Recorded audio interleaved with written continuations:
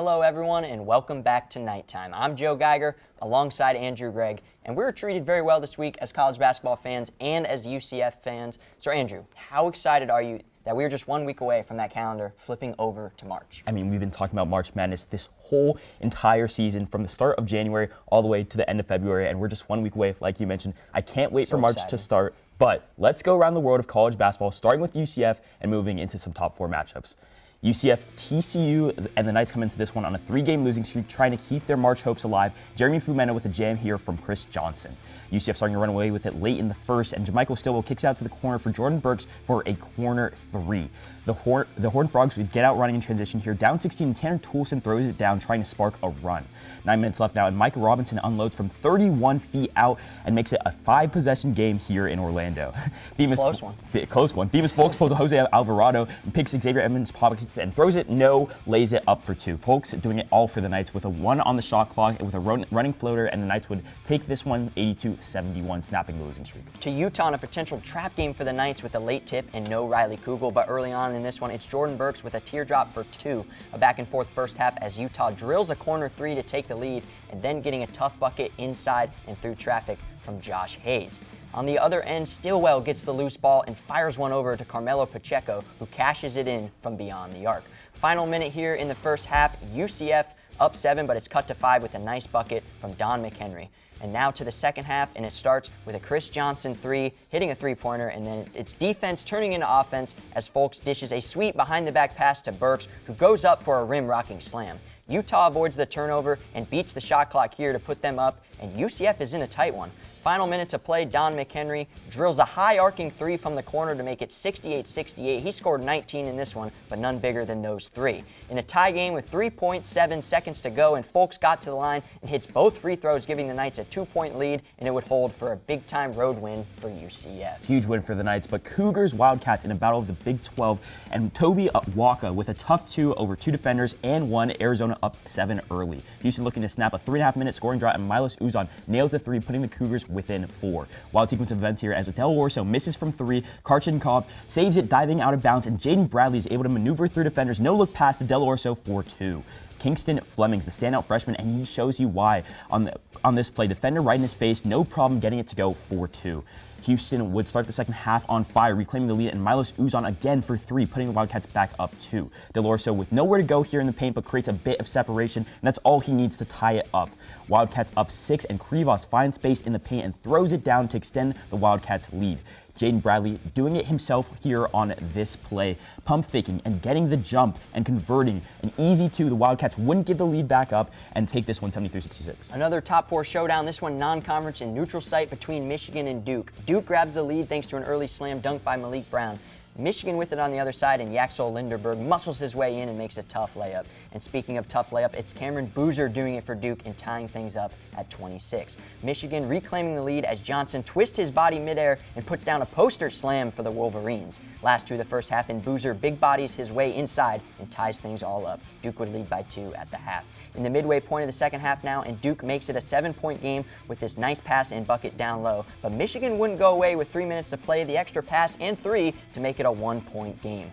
2 minutes to play now, and Duke looking for a dagger, and they get it as Foster with a great find to set up Boozer for a big-time 3, and Duke's up 6. Dukes would then go on to finish the game in style with a dunk to cap it all off. As both number 1 and number 2 lose in the same day, it's very safe to say that the madness is already here. The madness has started all the way in February, and like you mentioned, the top 2 seeds go down on the same day, or the top 2 ranked teams go down on the same day, and that is just the highlight of the week, right? 12 of the top 25 teams lose this week, and it's just going to be a wild ranking, but we're here to talk Knights on Nighttime. Yep. Let's go through the worthwhile question, right? How are we feeling about the Knights' chances to make March Madness? Well, it seems like it's a very roller coaster emotions every week. You know, last week we had the panic button out. I specifically told you not to press it. We didn't press it. We went 2-0 this week. Now we're sitting at 19-7, 8-6 in the Big 12.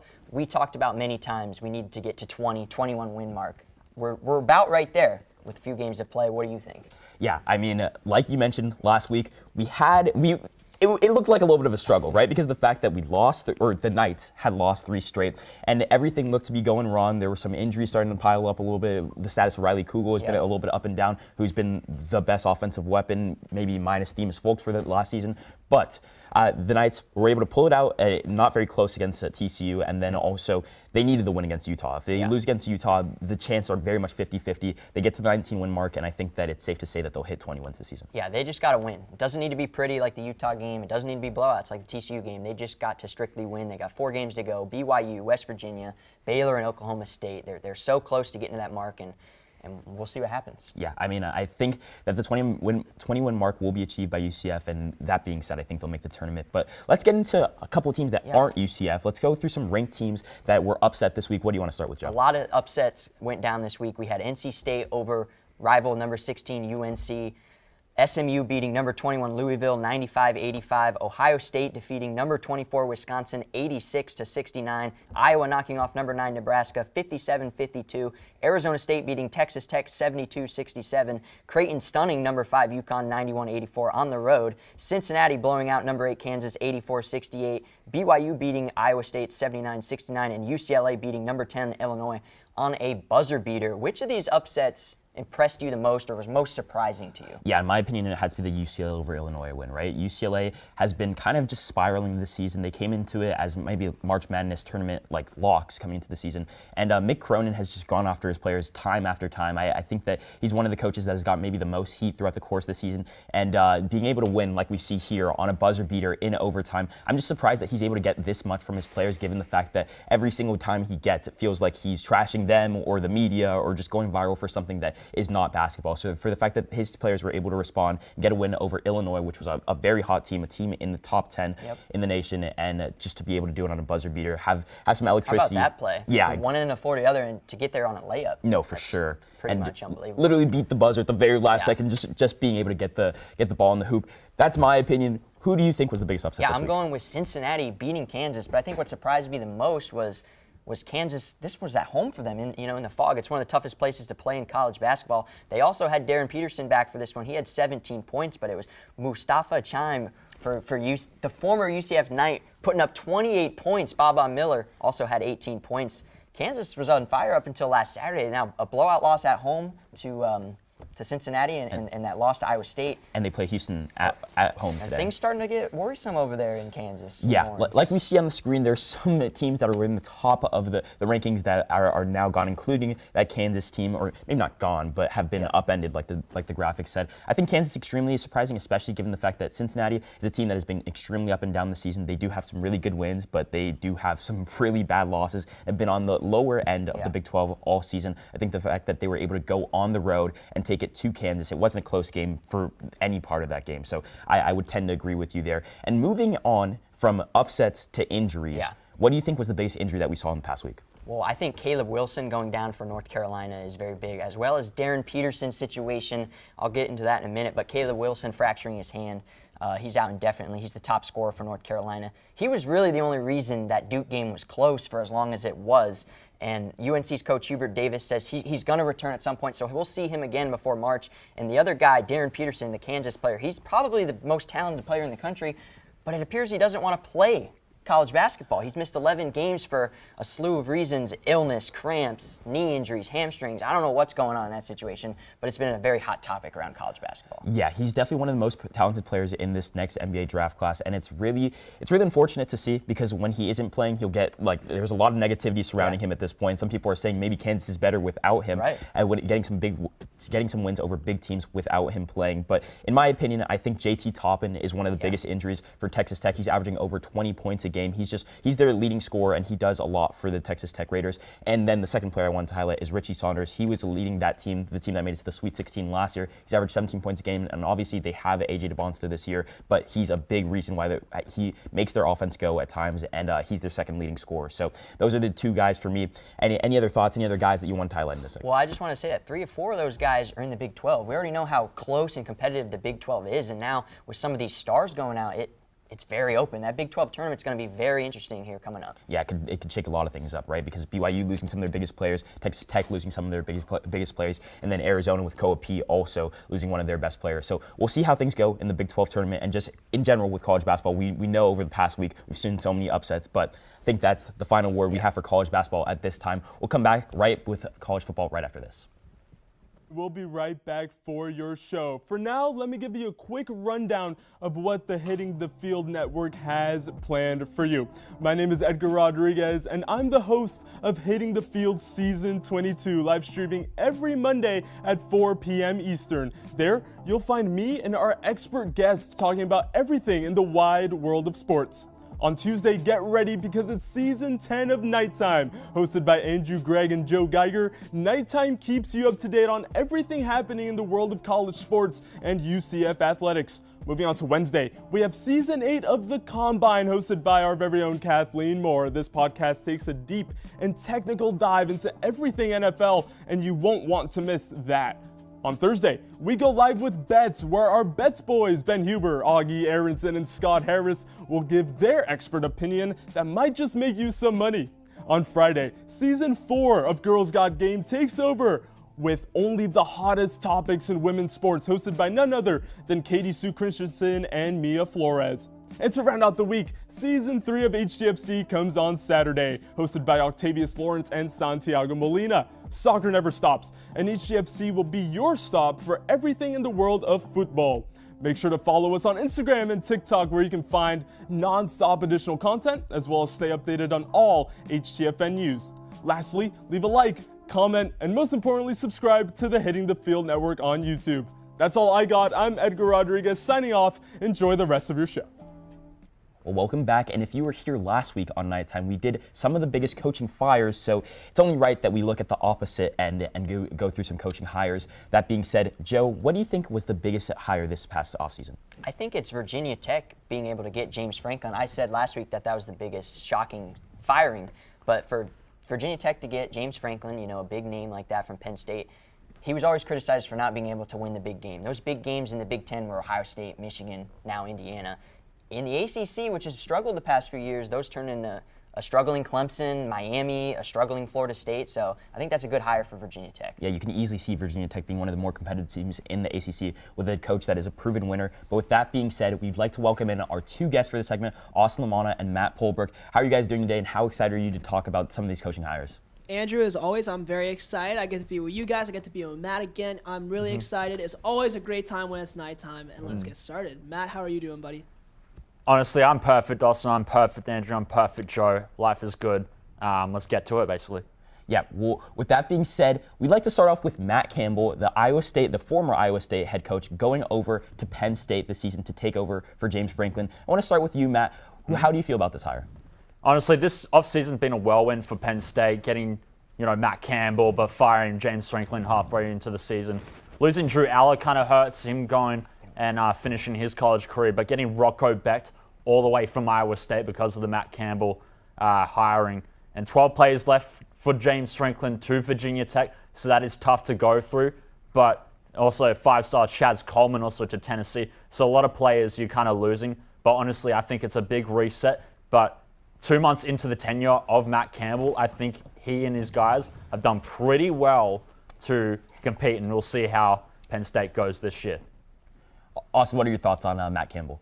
Well, first of all, I love that Matt talked about Matt. I thought that was hilarious. Yeah. But no, I mean, I'm really excited. I mean, Matt Campbell, I think, just like you guys said, it brings a massive reset. I believe he's bringing, 40 transfers in for the team? I mean, 40. Yes, correct. I mean, that is truly wow. Just beautiful right there. Not to mention, I believe he currently has the most, wins out of any Iowa State coach in history, taking several of the top 10 teams out. Let's see here, West Virginia, TCU, Oklahoma State, and Oklahoma, all the Oklahomas right there. And no, I think Matt Campbell is truly very excellent, and I think he's going to do great things with Penn State overall. I think he's a good coach. Yeah. So, yeah, I'm excited. Yeah. Yeah, I think it's a good pickup for Penn State, bringing a fresh start. He brought back, as you guys kind of brought them back from irrelevancy, their Iowa State. He really brought them up to a program that you don't really want to mess around with. So I think it's a good pickup for for the Nittany Lions. Yeah, no, I mean, I completely agree. And moving into Kyle Whittingham, I think that it's amazing that they were able to draw him away from Utah. Utah has been an extremely competitive team in the Big 12 for a couple years now, moving over from the Pac-12 into the Big 12. And they're just constantly in either big bowl games or just a winning team. I think that it's awesome that Michigan was able to get him and pull him out of retirement because of the fact that Michigan obviously had a late scenario with their head coach, and they were able to just grab just a proven winner and Kyle Whittingham. I want to get your thoughts on this. We'll start with Austin. How do you feel about Kyle Whittingham?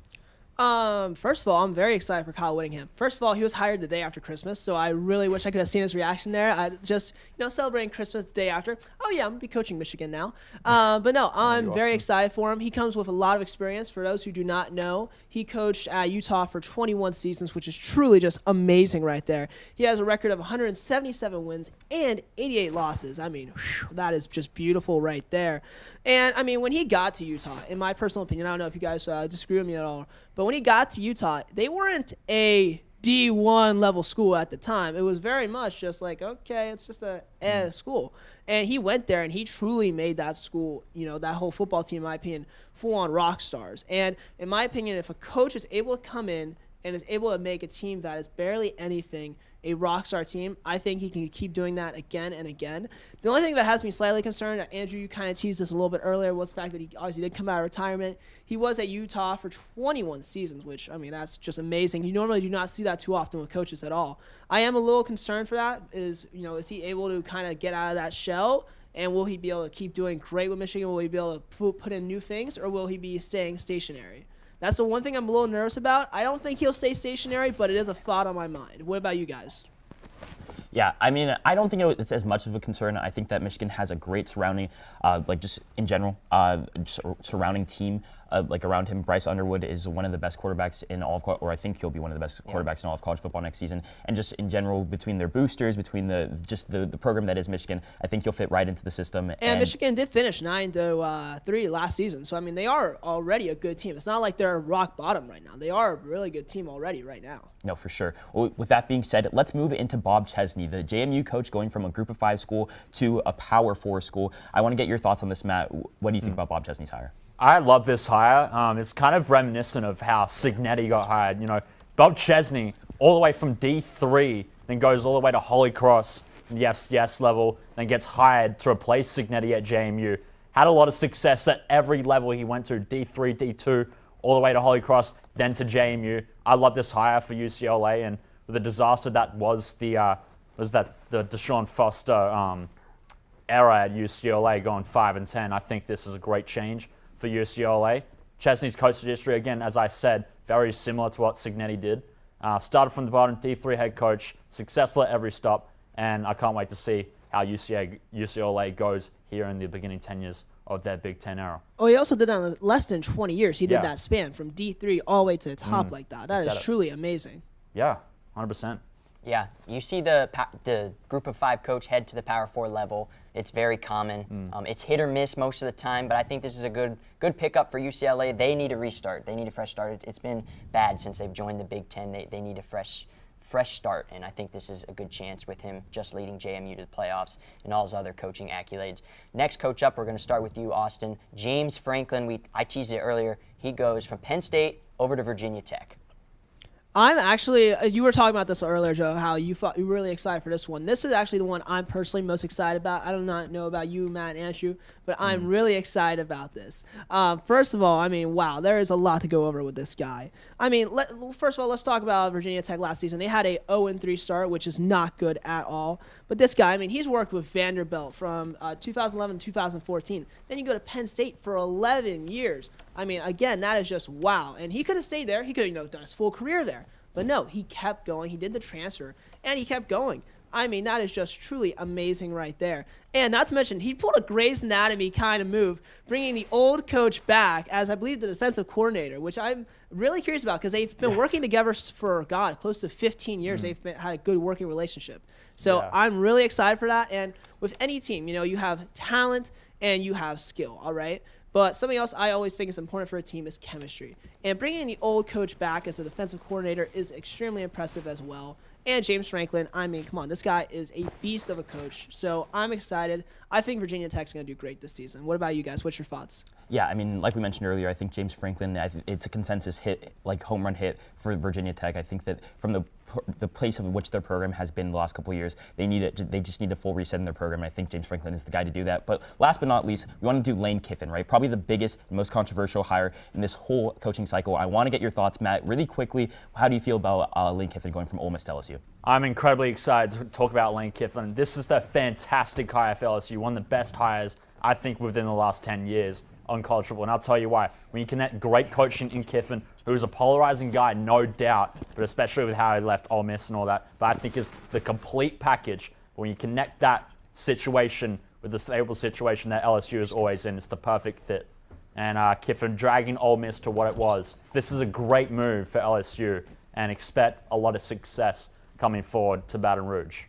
Yeah, we all know Lane Kiffin. He's the headline move, obviously, in college football. You know he's a great coach. He's a great developer with the quarterbacks. He's going to do great at LSU, especially with that NIL money and how good he is with the transfer portal. Quick game of the week picks. Number 15, Michigan State versus number 8, Purdue. Number 3, Michigan versus number 12, Illinois. Number 11, St. John's versus number 9, UConn. Andrew, just give me your 3 picks very quick. Yeah, I'm going to take Michigan State and Michigan, and then I'll take UConn beating St. John's. What do you got? I'm getting Michigan State, Illinois, and UConn, and that will do it for this segment. We have a Black History Month special segment coming up next, so stay tuned.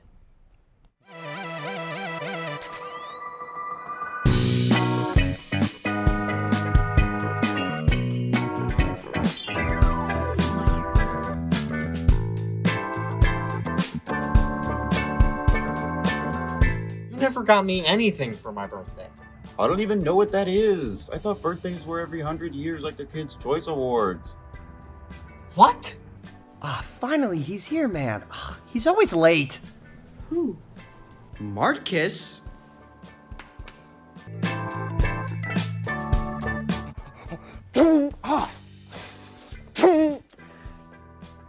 You good? I'd give them one of these and one of these.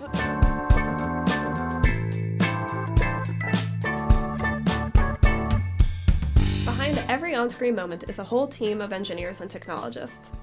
And you can be a part of such a team through SMPTE at UCF. You'll join a team of students just like you who are ready to innovate the future of TV and film. With SMPTE at UCF, you'll be able to connect with local industry pros, learn about new technology in the industry, as well as get backstage experience that really matters. Join SMPTE for a backstage pass to all of this. We meet every last Monday of the month for our general body meetings. There, we discuss how new technology is being used to create new media, and we get to highlight local professionals and their specialties. On top of that, we have some site visits planned, so tune into our social media to be notified of when those will happen. So if you're ready to pull back the curtain and find out what really happens behind the scenes, join SMPTE at UCF. Well, like we mentioned at the end of the last segment, we're doing a Black History Month special segment this time around, and we wanted to go over the greatest Black history or greatest Black athletes in college football history, as we are a college football and college sports show. So I wanted to start off with my pick for one of the greatest college athletes ever, and it also translated to the NFL in Bo Jackson. Obviously, he played at Auburn and played there for 4 years, totaling 45 games and over 4,000 yards. Just one of the greatest athletes we've ever seen at the college ranks, and like I mentioned, it translated all the way to the NFL. And in a time where it was just he's just doing all these record-breaking things, and I think that it's an athlete that I just wanted to highlight. He averaged, in 2 different seasons, he averaged over 100 yards a game, which is absolutely unheard of, and he was just breaking record after record. He's one of the Auburn greats, and I just wanted to highlight him as my personal, one of my personal players that I wanted to highlight in the Black History Month special. Any thoughts on Bo Jackson? Obviously, we've heard the name for growing up. I mean, there's not much else to say. I think you put it out there pretty well. I'll go to my first one, and I'm going to go with Jameis Winston. We all know and love Jameis Winston today, but in college at Florida State, he was a dog. 2013 Heisman Trophy winner, a national champion as well. 26-1 was his overall college record, which included 2 ACC championships, 4-0 against his rivals Miami and Florida, a natty, and a college football playoff appearances, 8,000 yards passing, 65 total touchdowns. He was also dual sport. He played baseball over at Florida State as well, but I think it's a good time to welcome in both our guests who have some great African-American athletes as well. Austin Suarez and Mason Best, welcome back to Nighttime. And Austin, we'll start with you. Who you got? Well, gentlemen, a man who truly needs no introduction, Jerry Rice. But before he was tearing it up in the NFL, he was torching secondaries at HBCU, Mississippi Valley State University. But I want to take this into a different direction, gentlemen. I want to highlight Jerry Rice's outstanding work in philanthropy. He founded the Jerry Rice 127 Foundation, which is a private foundation that's dedicated to supporting Bay Area children and their families' financial and educational support in their times of need. He also has a vehicle donation program, him and his wife, that, fans of the 49ers could actually donate their vehicles towards, youth and family-driven initiatives. But perhaps my most favorite one, gentlemen, him and his wife have made significant efforts to pay off the school lunch debt of children in the Bay Area. And I just want to say, as a person who, lived off the school free lunch program, this, has such a huge and immediate impact on the youth. And, while it's really easy to recognize Jerry Rice for his on-the-field achievements and outstanding work ethic, it's very important to recognize the philanthropy. Yeah, I mean, I completely agree, right? He was just a holistic guy, starting from the philanthropy, and then, like you mentioned, just one of the best football players we've ever seen. So I think it's great to highlight both of those aspects. On and off the field is that athletes have to do that. It's one of the keys to them being great people as well as great players. Yeah, giving back to the community is something that it shows high value character, and obviously he is one of those guys. I want to pitch it back to you, Mason. Who is your player? I want to thank you guys for having me on Nighttime again, but I'm going to highlight somebody that you may or may not know in Deacon Jones. Deacon Jones is a defensive end for South Carolina State and arguably one of the best defensive players in NFL history that doesn't get talked about enough. While at South Carolina State, though there is no recorded stats because that was prior to stats being recorded, he changed the game. He implemented the technique called the head slap, which was then banned in 1977 in the NFL because he would just club guys in the head and run them over. Interesting. But while he was in college at South Carolina State, he was on scholarship to play football for them. But at a civil rights protest, he had his scholarship revoked, to which then he transferred to Mississippi Valley State. At Mississippi Valley State, he continued his South Carolina production, which is presumed to be very good.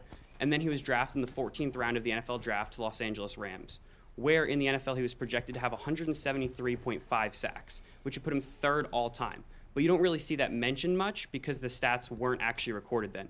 So I think that this is somebody that should really be recognized and is recognized more recently as he has 2 awards named after him. He has the Deacon Jones Award, which is awarded to the all-time sack leader in the season, so whoever leads the season in sacks, and the Deacon Jones Trophy, which is given to the top collegiate player from an HBCU.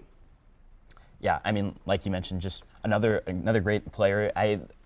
Obviously, the stats aren't, you can't really, a lot of them are projected because of the fact that it was so long ago, but I think another great highlight, and moving on into a second player that I wanted to start with, Deion Sanders, right? We all know Deion Sanders as prime time, and then also for what he's done as a head coach, and I think I wanted to highlight both of those things, right? Because he really did, as at the start of his head coaching career, at least at the college level, was able to give back to an HBCU as well. But as a player, he was both a punt and kick returner, as well as one of the best defensive backs we've ever seen. And he had tons of punt and kick return yards. And then in some of his seasons, he had 5+ interceptions at the college level, which isn't unheard of, but is extremely good. And for the fact that he was so good, he also wasn't getting the ball thrown to him as much. So the fact that he's able to be drafted as the number 5 overall pick in the year that he did get drafted, and then at the end of his playing career, he was able to kind of give back he started at the high school ranks and then transitioned to an HBCU at the college ranks, was able to really fight for those kids, right? There was tons of interviews. He brought a ton of spotlight to Jackson State and really turned that program was already a good school, but was able to build it up even more, taking both of his sons there and then later transferring over to Colorado, where he's given other great black men opportunities as well. So I just wanted to highlight Deion Sanders for not only what he's done on the field, but then contributing back as a coach, and obviously he's a big guy in philanthropy as well. And another dual sport athlete, another baseball player like Jameis Winston that I highlighted. But my final pick here is going to be a UCF Knight, Shaquem Griffin. The linebacker from 2013 to 2017 was here all 3 years. If you don't know Shaquem Griffin, he had his left hand amputated at age 4 due to amniotic band syndrome. But that didn't stop him from being one of UCF's most influential players of all time. He led that linebacker spot. He was the heart and soul of that defense, especially during the 2017 season when the Knights went undefeated and won the Peach Bowl against Auburn. 18.5 sacks in his final 2 years, forced 4 fumbles, 178 total tackles. Obviously just a great story for UCF, but to have him as a Knight, it's an amazing story for college football and in sports in general.